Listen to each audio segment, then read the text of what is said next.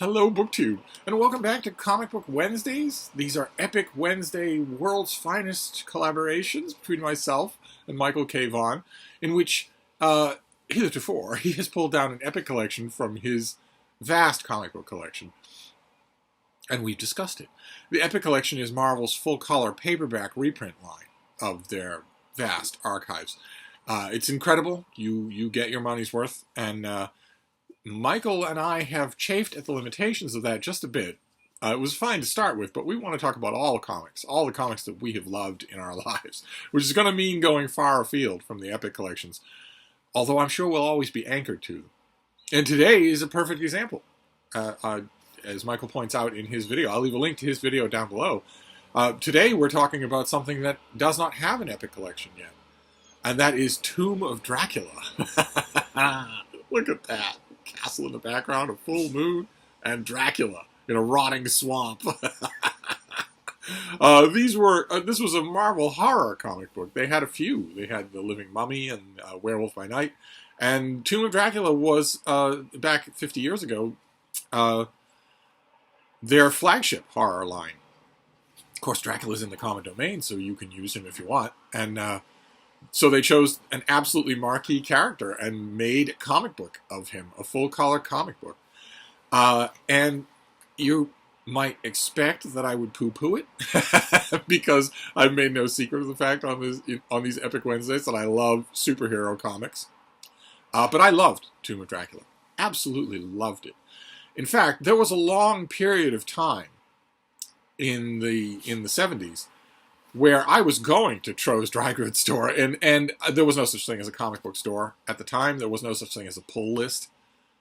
If I had gone up to Mr. Pidlowski, who ran the shop, and said, I want you to set aside these comics for me when they come in, he'd have told me to take a long walk on a short pier, or something similar. It was tough to take a long walk on a short pier in a landlocked state, but something along those lines. There was nothing like that at all. But he wasn't made of stone. He did know that I was a regular and faithful customer. He knew that I was going to like things, and that maybe he should set things aside for me if it comes to that, if it looks like there's a short supply. But there was a long period of time, both at that particular store and also at a big comic book shop, or big newsstand in New York City, where my monthly Marvel comic books, the thing that was drawing me to Marvel comic books was not one but two comics that were not superhero comics. Conan the Barbarian and Tomb of Dracula were the things that I most looked forward to in what I freely admit now is a golden age of Marvel superhero comics. The main reason that I went, the thing that I loved the most from Marvel Comics, I loved everything from DC Comics, but the thing that I loved the most from Marvel for a long stretch of time was two non-superhero comics, Tomb of Dracula and Conan the Barbarian. And there were many reasons for that. They were both fantasy characters that I'd fallen in love with long before I read a single comic book. That, I'm sure, helped. But also, another thing that united those two titles, we've talked about Conan a little before here, another thing that united those two titles was something that we have talked about in Comic Book Wednesdays, a phenomenon of the comic book world called a run, where an artist and a writer mesh particularly well and get to mesh particularly well for a longer amount of time, so that they really put an impression on the book. The meshing doesn't always have to be that they like each other, but it has to be that they work well together.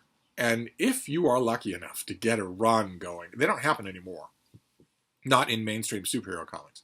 I don't really know why, but I have my guesses. And I think one of the things that shipwrecked them completely was that DC, and especially Marvel Comics, just fell hook, line, and sinker into the world of these mega crossover events, where an event will commandeer your book, no matter how independent a writer you are, no matter how independent a world you've created. An event will commandeer your book, and it will just be by executive command. You will either have X-Men using swords crossover into your book about Dracula or Frankenstein, or you'll get fired.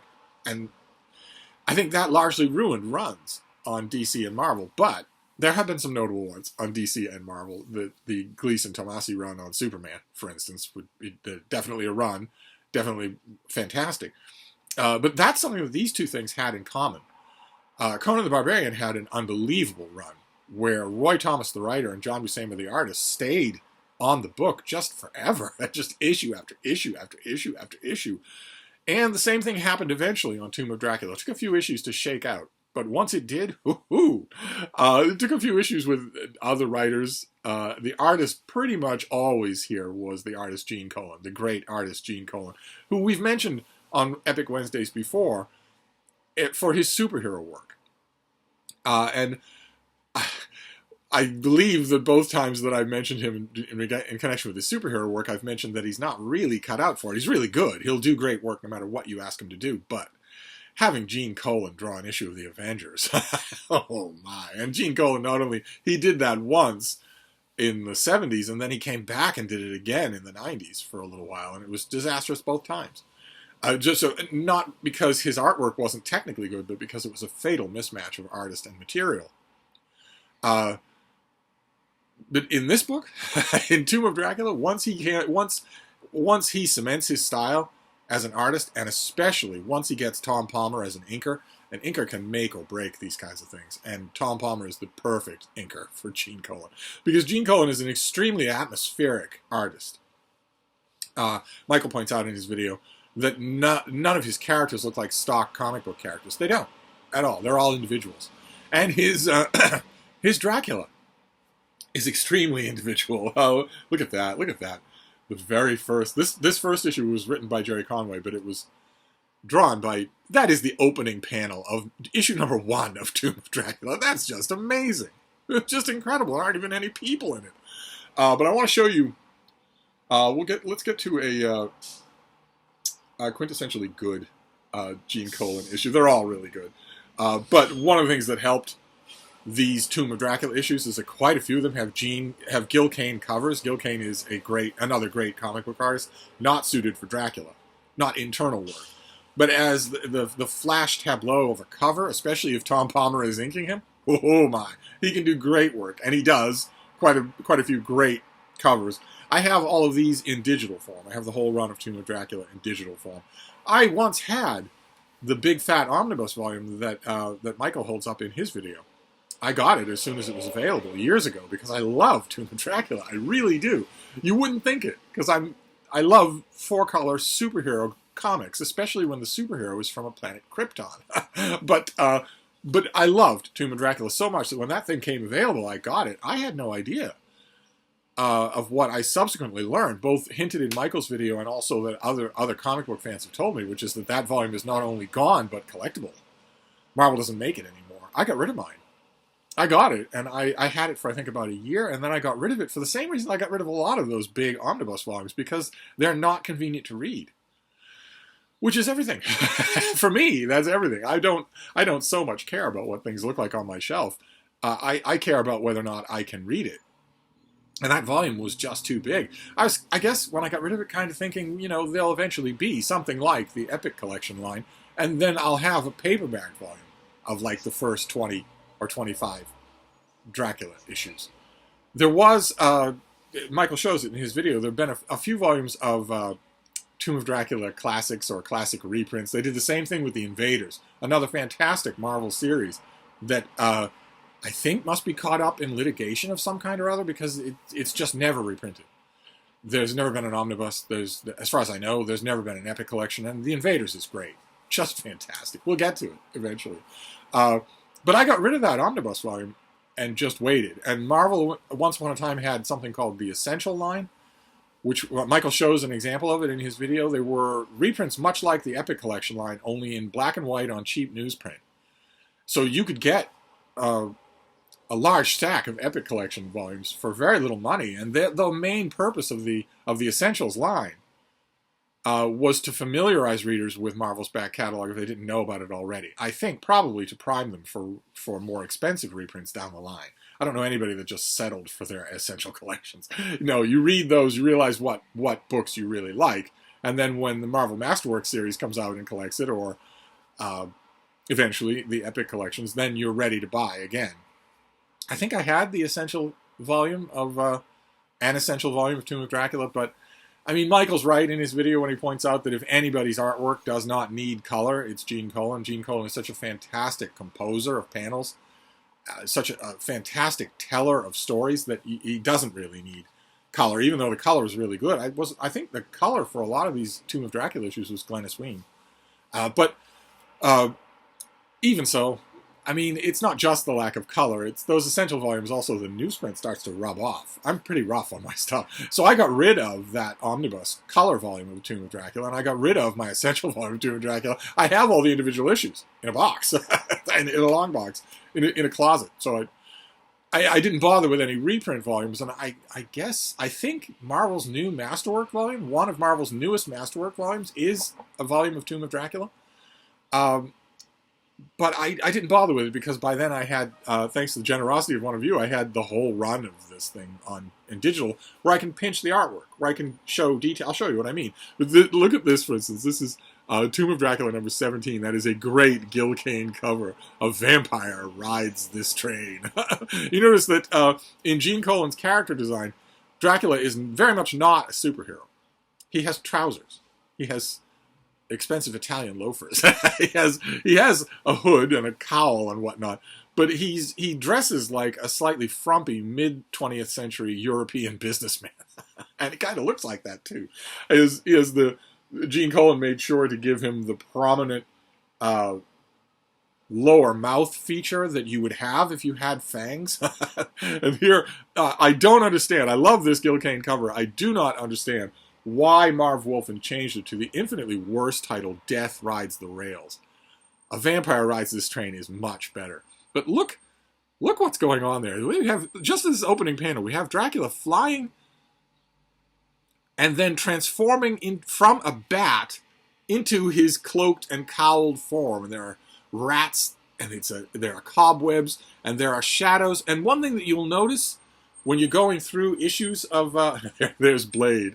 Dracula is confronted with Blade, the vampire hunter. Believe it or not, those of you who only know the character Blade from the movies, that is Blade. He originated in Tomb of Dracula. He was a Marv Wolfman creation, I believe.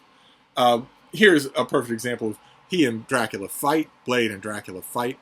It's no contest. Look at that great Gene Colan. Look at that. That is just incredible. It's no contest. One of the things that happens throughout these issues, there's Dracula bearing down on Blade to feast on his blood. Incredible. One of the things that happens throughout these issues is we get to know Dracula very, very well. Michael points out in his video that Dracula is a villain, and this is the single best comic book ever devoted to a villain. We're not given any kind of Freudian backdoor open in order to sympathize with Dracula. We don't. He's a horrible, horrible villain throughout. Kills innocent people left, right, and center. And on top of that, he's personally unlikable. He's pompous and whiny and arrogant and self-important. He's forever crowing about how Dracula is supreme. He likes to refer to himself in the third person more than I do. He's forever doing that. There's no subtlety at all. Marv Wolfman just decides to write him that way and trust that the thrill of reading it will be in you hoping that anybody survives. But one of the things that crops up in these issues, here we go, look at that. Look at that panel. That is incredible. Just look at that. Dracula tells this old farmer, "You have been a loyal servant to me, and that is why I have not turned you into a vampire. So I need you to continue protecting me," as he boards a train. Incredible. But one of the things you'll notice about Gene Colan's Dracula, it takes a while for you to notice, and it's partially due to the colors, partially due to Tom Palmer's inks, is the indeterminacy of the character. He's almost never a clear figure. He's almost always stepping in or out of shadows or blurred in some way. It's very, very interesting. It doesn't happen with any of the other characters. The human characters are perfectly well defined, but not always Dracula. Let me give you an example of what I'm talking about here. All these issues are so good. Dracula is confronted. Yes. Here you've got Dracula is on this train, and he's causing mayhem. But this is an example of what I'm talking about from Marv Wolfman. I'm a fool to have let her scream, and a doubly damned fool to have attacked her. Now Van Helsing and that hapless descendant of mine shall know I am here. But I am also prepared, and should there be a battle, there shall also be a victor. Dracula! Dracula! Dracula! It's just, he's so pompous and overbearing, it just never stops.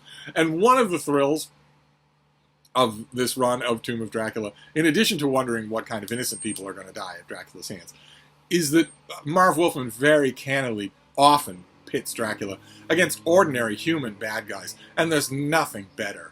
There's no more of a thrill than watching them get their comeuppance.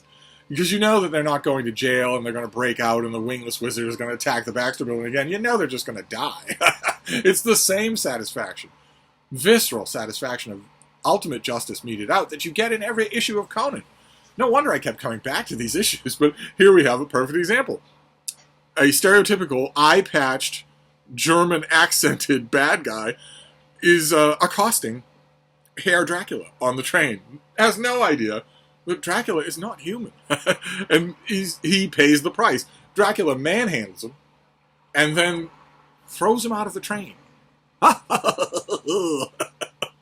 Look at the way Colin does this, the way he composes this. You've got the hand on the throat there, where we see Dracula's bloodshot eyes and his triumphant smile. Then you've got the hand on the throat here, different angle, same scene. And then you've got Dracula breaking the window of the train while talking about what he's going to do, which gives this scene more power. Just fantastic. And one of the notes that crops up throughout these issues is that Dracula, he is a nobleman, and he is arrogant, and he is standoffish, but he very often results to bludgeoning physical force. And because this is a horror comic and not a superhero comic, Marv Wolfman doesn't really feel compelled to put a limit on that, to tell us exactly what Dracula can and cannot do. His Dracula can often summon weather. His Dracula can command rats and wolves. His Dracula can transform into a bat form or a semi-bat form.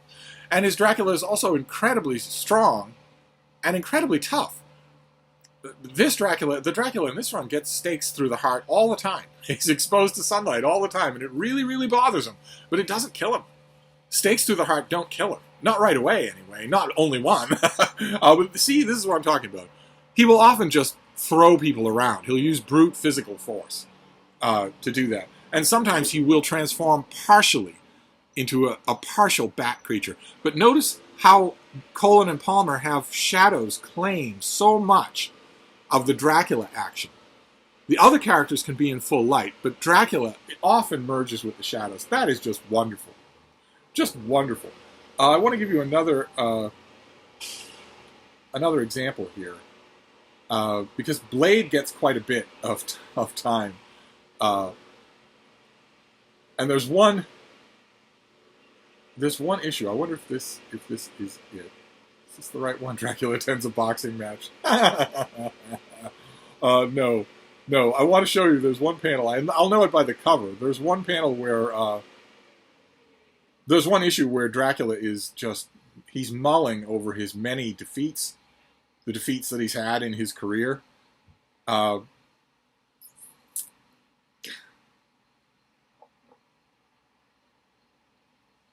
look at that. Just incredible. Just amazing. And you knew that you were going to get that. Issue after issue after issue, you knew that you were going to get that. That it was going to be these... Here we go. Memories on a morning's night. Morning with M-O-U-R. There's Dracula stalking through a graveyard with leaves blowing in the wind. Isn't that beautiful? Just that one opening panel. Totally beautiful. Here Dracula is musing over a human woman that he wanted to make his wife. And he decides that he will soothe his aching soul by sitting down and writing a little. And when he keeps a diary, and when he's writing this diary, he writes about some of his most notable defeats. And one of them involves Blade, where Blade comes to him and says, "Look, man, I ain't telling you no jive." Blade says to him basically, "Since I can't beat him, I'm going to join him. Since me and my fellow vampire hunters realize you're too powerful, What we want is to become vampires. We'll become your human servants. Dracula says he has not dealt with a human recruit in quite some time, of course, an oblique reference to Renfield in Dracula, the novel. But he decides to go with Blade to the little lair of vampire hunters, and they just stake him right away. It's the dumbest mistake in the world. They stake him, but it doesn't kill him. It doesn't even seriously hurt him. He's still able to fight off these vampire people until one of them stakes him again. He's staked a second time. And he lays there on the ground, apparently dead. They go off to find a place to bury him, and his vampire servants are able to save him. Today, 3 of that group are dead, but I still thrive because of who I am. Who I am. I must never forget that again. I shall always live, always battle, always conquer, for I am Dracula, Lord of the Damned. Incredible. One of the greatest realizations of the character of Dracula that's ever been done on stage or screen. This is fit to stand beside Bram Stoker's original. Just a wonderfully detailed, fleshed out figure that is never sympathetic and never really all that human. We see Dracula in love. We see Dracula mourning. We see Dracula at the boxing ring. We see Dracula contending with superheroes. Michael mentions that having a superhero show up in a horror comic is the kiss of death, but you can sometimes get away with it. You can sometimes get away with mixing the two. In one early issue of Tomb of Dracula, Dracula fights Doctor Strange. This would not be all that much trouble. If you think about it realistically, it wouldn't. Other characters maybe, but Doctor Strange is the Sorcerer Supreme of Earth. He would not have trouble fighting and beating a vampire, even the Lord of Vampires. And in another issue, Dracula fights the Silver Surfer. Clearly, Marv Wolfman's just thinking, who's the superhero world comic book character least like Dracula? And it works. It absolutely works. And there was also one other crossover that I really, really like. I wish I had. I think I have the old print issue moldering away in a box somewhere. Marvel Team Up was a comic book in the 70s where Spider-Man teamed up with a different guest every month. And Marvel Team Up did well. It started to do well, and so it got an annual, a larger-sized issue. And in one Marvel Team Up annual, Spider-Man is on a cruise ship, and another person on the cruise ship is Dracula. And it's drawn by Don Heck. Michael mentions in his video today that Don Heck could be pretty good drawing Dracula. He does a wonderful job in that issue. It's a Marvel Team Up annual in which Spider-Man teams up with Dracula. They don't ever actually team up. They don't ever actually, I don't think, in the course of that issue, they even meet. But that issue does have another perfect example of what I'm talking about, where someone bad gets their comeuppance at Dracula's hands. That's always entertaining to see. And I have to admit, in the course of these issues, I mean, you don't ever like Dracula. Let's get back. I want to show you a few more of these. I can show you some of these covers. You don't ever like Dracula? There he is. Up against Werewolf by Night. Look at that. That is not... that was another one of Marvel's... boy, oh boy, this is just so good. There you have the train winding its way to the distance. There's Dracula arriving in bat form. Clerestory window. Incredible. He gazes upon his ancient self. What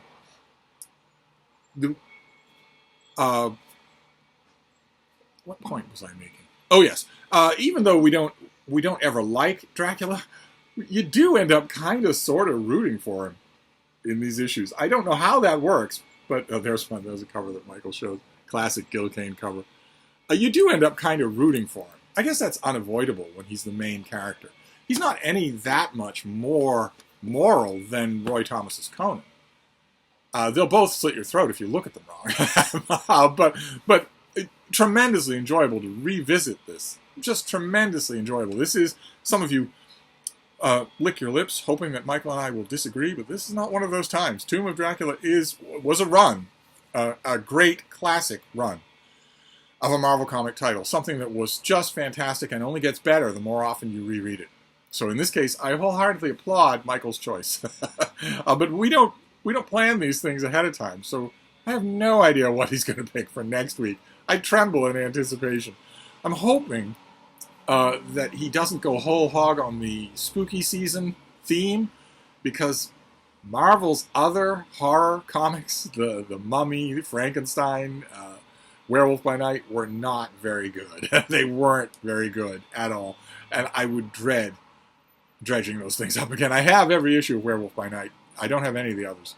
And I would like to like them, but they're not good, and they're certainly nowhere near as good as the great run of Marv Wolfman, Gene Colan, and Tom Palmer on Tomb of Dracula. And for a little while, Gene Colan and Tom Palmer teamed up on Doctor Strange as well and produced some absolutely fantastic issues that just got an Epic collection that I'm sure we'll be getting to. But anyway, for now, I'm going to wrap this up. What a wonderful treat to go through these again.